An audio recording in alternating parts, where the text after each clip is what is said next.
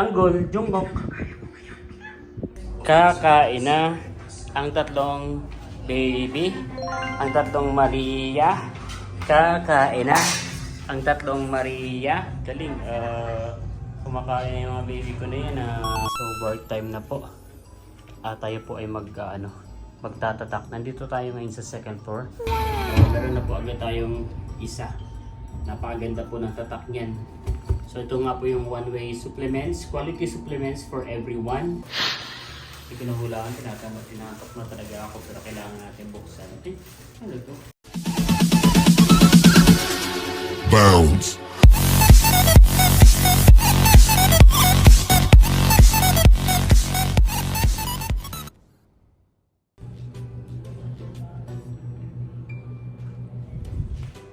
Kumusta mga kayami, isang masaya at isang masarap na vlog na naman ang pagsasaluhan natin. For today's episode, mag-isa na po ulit tayo ngayon sa bahay. Dahil nabanggit ko nga po sa nakaraang vlog ko ay na-adjust yung rest day natin from Wednesday to Thursday. At ngayon mag-isa na tayo. Pumasok na po si Papa D, sila Erica at saka po si JR sa kanilang mga trabaho. Dahil dyan ay maglilinis tayo ng bahay at magwawalis at magwamap. Let's go!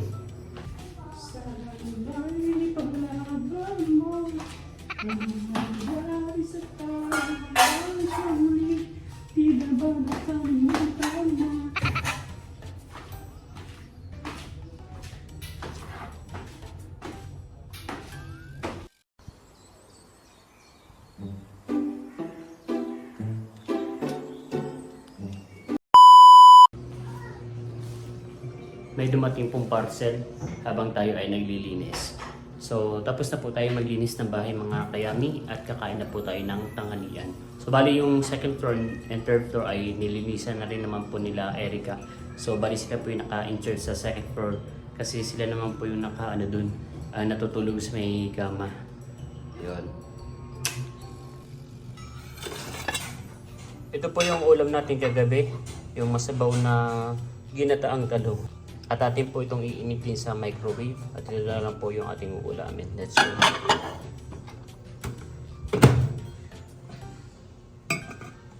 Mga 4 minutes.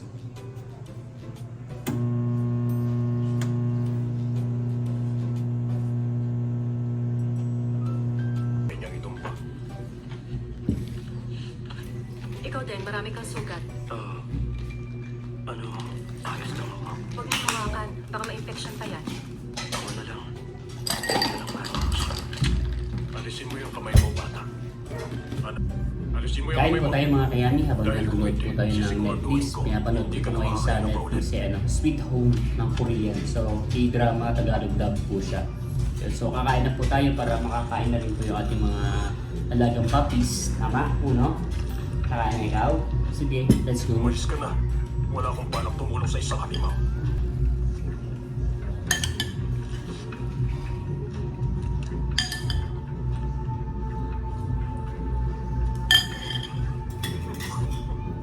Akala mo nakakatawa.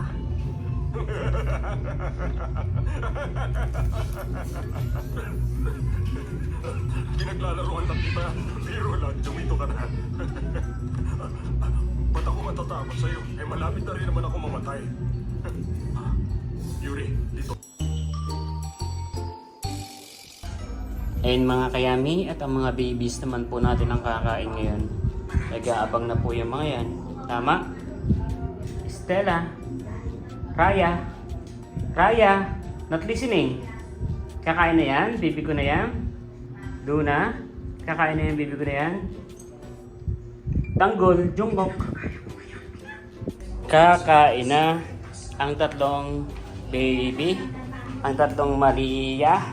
Kakain na ang tatlong Maria. Galing, kumakain na yung mga baby ko na yan.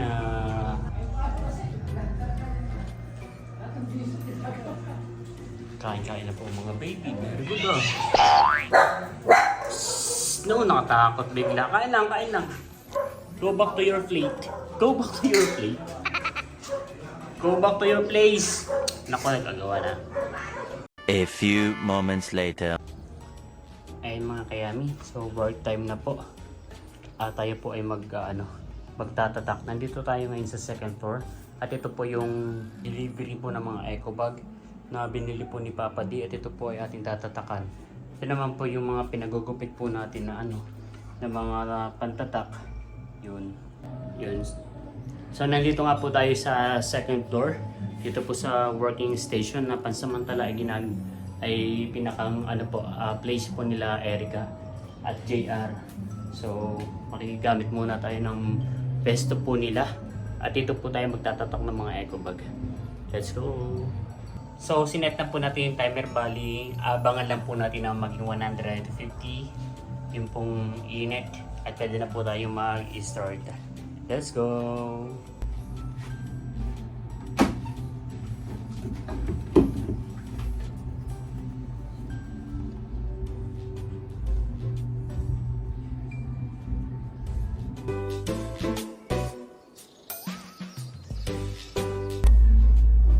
Kapag po yung init ay nasa 150 na, so pwede na po tayo mag-start. Maglalatag lang po tayo ng eco bag. Tapos ay yung print.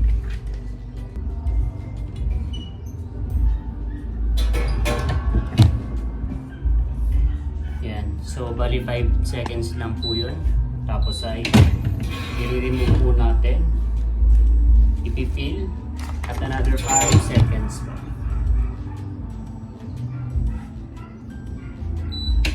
Yun. So meron na po agad tayong isa. Napakaganda po ng tatak niyan. So ito nga po yung one-way supplements, quality supplements for everyone. Yan, meron tayong mga dito meron po silang mga branches around the NCR and other places. And meron po tayo sa Galanin, Tondo, meron sa main branch din sa meron din pala sa Bacoor, Cavite, Fatima Valenzuela, SMDC Fame Mall sa Mandaluyong po, tsaka po sa Lucky Chinatown Mall. Wow! Congratulations po sa One Way. Tapos may available po sila ng mga online shop sa Facebook, Instagram, Shopee, TikTok shop, tsaka po sa Lazada. So naka 1-0 na po tayo. Meron pa tayong 999 na tatatakan. So hindi ko na po ito ipapakita isa-isa yung pagtatatak kasi imagine 1,000 pieces. So nag-start tayo ng 1 PM na ba? Mga ganun. So matatapos tayo siguro sa tansya ko po is mga 6 to 7 PM po. Kapag dire-diretso siya, syempre pa po tayo Maliligo pa ako maya-maya. Pag may merienda, syempre lalabas pa tayo. Pag may meriendahin pa natin yung ating mga alagang puppies. So kaya po medyo matatagalan po tayo ng very very light. So okay lang. So they supposed to be a rest day natin na tayo nakahilata lang at nag-aircon lang sa sa loob ng ating kwarto habang nag-Netflix, pero this is a blessing. Kaya habang may kakayahan tayo magtrabaho at may mga clients po na umaasa din sa atin, ayun. Thank you po. Ito po ay para sa pangarap at para sa pagpapakain ng mga alagang babies. Dahil kung hindi tayo kikilos ay hindi talaga sila makakakain.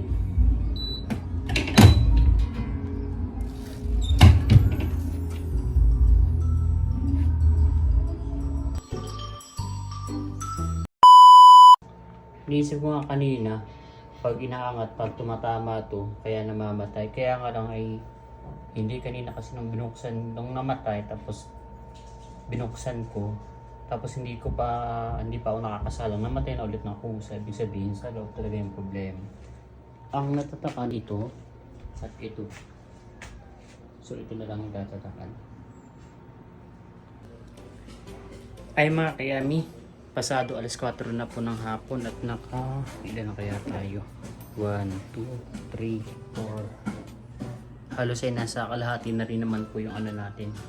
Yung natataka natin. Kaya nga lang po, nagkakaroon po ng problema tong heat press. Bigla-bigla na lang pong namamatay. Nakaka-stress kasi sa halip na mapabilis tayo, medyo papabagal-bagal po. So sabi ni Papa, titigil ko daw po muna tong pagtatatak at i-check daw niya po muna mamaya yung heat press kung ano po yung problem kasi baka pag inano natin, pinilit natin lalong masira. Pero check ko din palitan ng sa direct na saksakan, baka kasi maluwag lang dun sa may saksakan.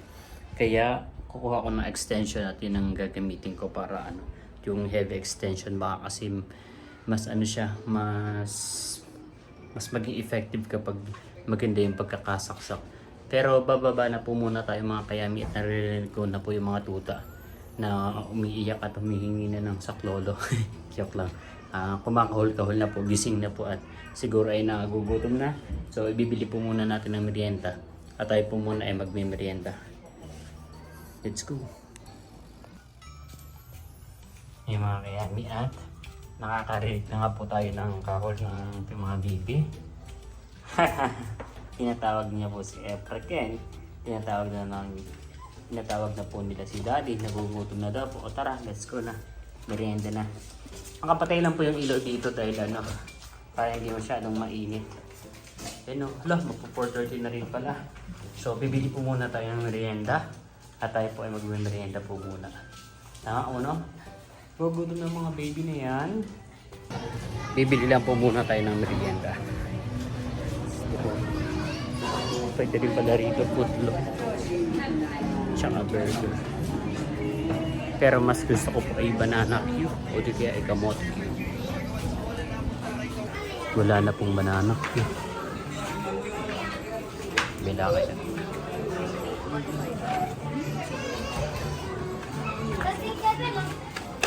So bali ay tayo ay mag-merienda po muna. At 4:30 na lang. At 4:45 na po pala. So let's go. Much later. Mga kayami, nag-ano na tayo. Nag-continue po tayo ng ng pagtatata kahit medyo nagkaroon ng technical problem yung ating press. Ay continued po natin. Anong oras na ba? Magte-10 na rin. Look, 9:45 na pala, sakto. So, siguro kung hindi nasira, tapos na siguro. Kaya lang ngayon, ang natatakan ko ito lahat na yan. So, bali itong bundle na lang ito yung hindi pa natin tapos tatakan. So, ilang piraso na lang. Yan. Kakain po muna tayo mga kayami, tapos ko lang ito ng 5 piraso. Nasa baba na rin po sila Eric at saka sila JR. Yan. Tapos nagpahinga din ako kanina, isang oras din. Tapos naligo pa, nagpamerienda pa ng mga aso, ng mga bibi. Kanina nga, ayaw ko pa sanang bumaba kasi hinahabol ko dapat matapos ko muna yung isang bundle. Yung mga tuta kanina, nagtatawag na eh. Kagalit na. So, isang salang na lang po ito. Para makakain na po tayo mga kayano. Okay na. Mga kayami, parang nag-start yung vlog ko ay haggard na haggard ako hanggang ngayon.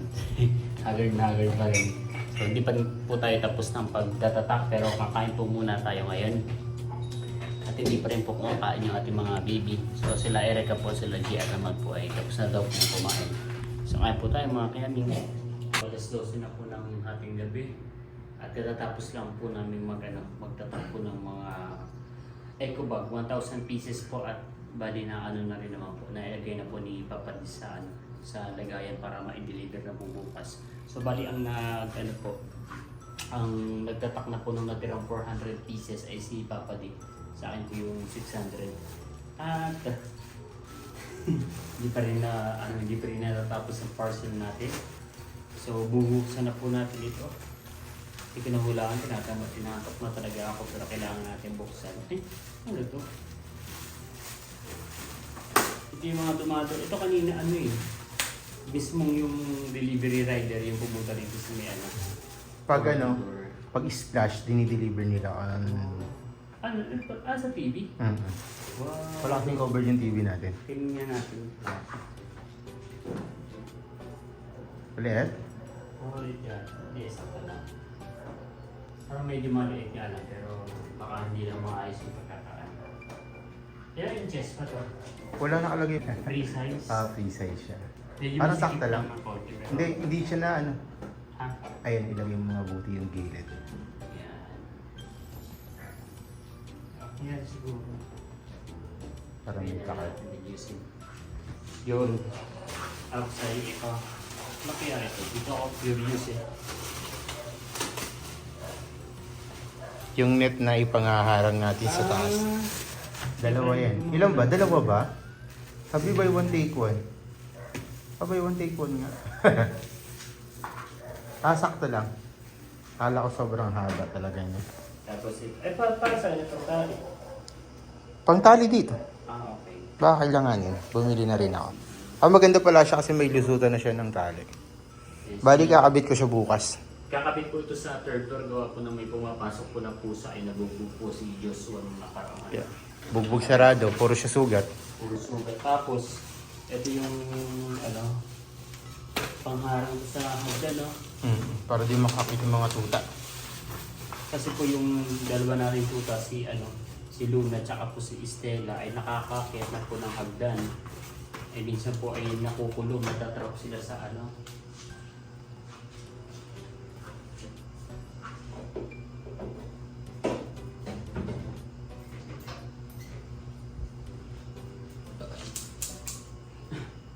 So nung nakaraan nga po ay si Luna ay umakyat hanggang third floor ay sarado yung pintuan, so hanggang doon lang siya sa hagdan.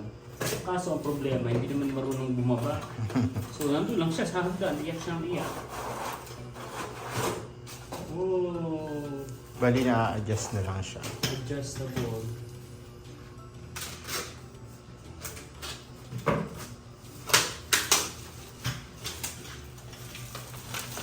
So dapat yung laki niya, hindi magkakasya yung buta. So si Papa din na lang magkakabit. Do the honor. So ngayon po nakaharang lang itong sinaunang pangharang natin. Ito po yung kauna-unahan namin panglatag sa aso. Yung kauna-unahan po namin naging aso ay si Tuta.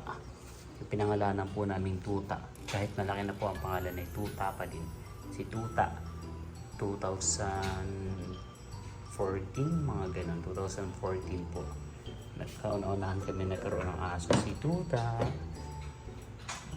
Yun.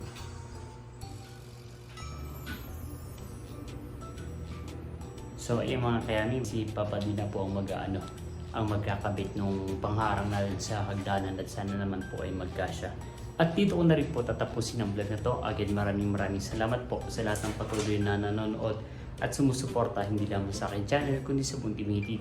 Hanggang sa muli para sa isa na namang masaya at masarap na vlog. Bye bye!